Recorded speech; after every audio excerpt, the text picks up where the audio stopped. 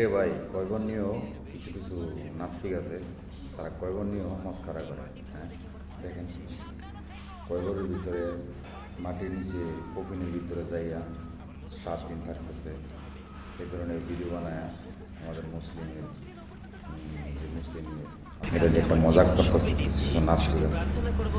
আসলে এই ধরনের ভিডিও আমরা সবাই সাপোর্ট করি, কারণ অনেক অনেক বেশি করে ভিউ দিই, অনেক বেশি বেশি লাইক করি। আসলে কিন্তু ভাবে দেখেন একবার আমাদেরকে কত ছোটো করতেছে এসব নাস্তিকরা।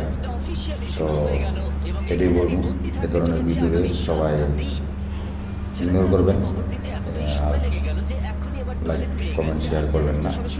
আর এসব ভিডিও দেখলে ভিডিও থেকে দূরে থাকবেন, কারণ আমাদের মুসলিমদের এটা অনেক বড় একটা অপমানজনক। কারণ একটা মানুষ মৃত্যু হলে শেষ ঠিকানা কয়বর। একটা কয়বর নিয়ে মানুষের এরকম মজা করা একদম ঠিক হয় না। কিছু কিছু নাস্তিক আছে, এখানে দেখেন কিছু ভিউ পাওয়ার লেগা তারা এই ধরনের ভিডিও করে, আর এইসব ভিডিও করে তারা ভিউ কামায়।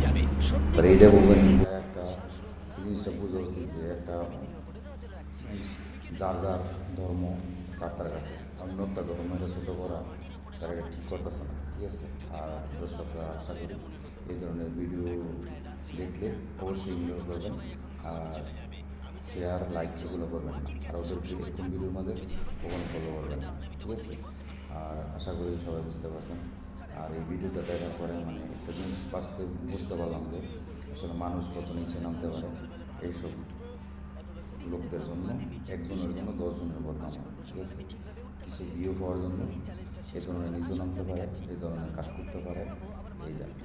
হ্যাঁ, অবশ্যই আশা করি সবাই বুঝতে পারছেন। আর এই ধরনের ভিডিও থেকে সবাই বিরত থাকি আমি।